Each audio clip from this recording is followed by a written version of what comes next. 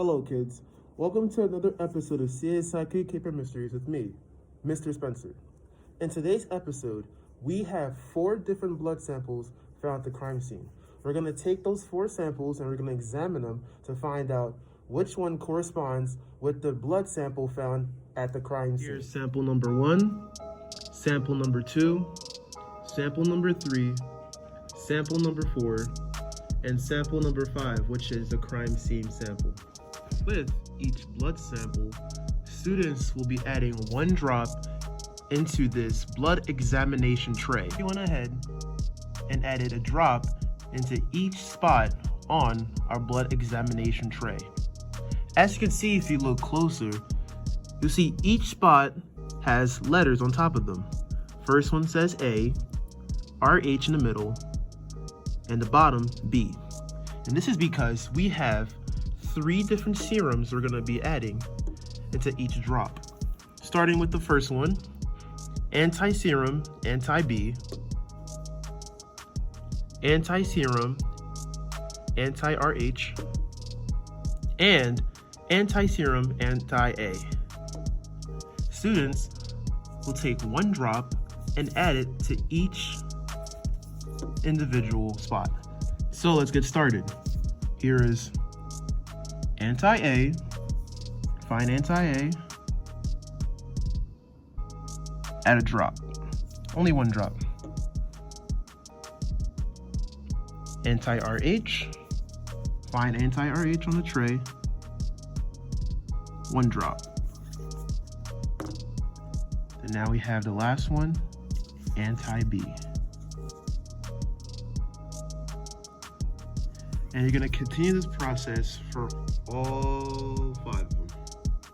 So now I've gone ahead and added serum into each blood sample. All right, now using our handy dandy blood typing sheet, we're going to find out which one has a reaction. And the reaction we're looking for is called agglutination.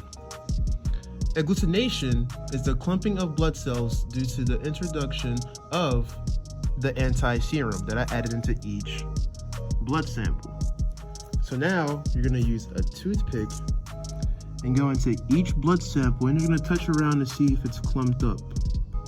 Like as you can see right here, for RH it's like pretty clumpy. Going to A, just slightly clumpy. And then to B, as you can see, flip it over, into B, it's just perfectly clear.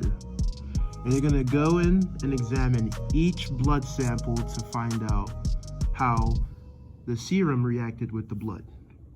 After examining each blood sample, you're then gonna take out the blood typing results activity A sheet. And I've already went out and put in my answers, but I'm gonna go through them with you guys. So, for sample number 1, A, RH, and B clumped up. So you'll be putting an X into each oval indicating that it clumped up. So you're gonna go here, refer to the sheet constantly, and you're gonna see A clump, it says clumped up, so A clumped up and B clumped up. And also RH clumped up, so you're gonna add a plus. This is why I had AB plus. Suspect number 2, only B clumped up, so I put B minus.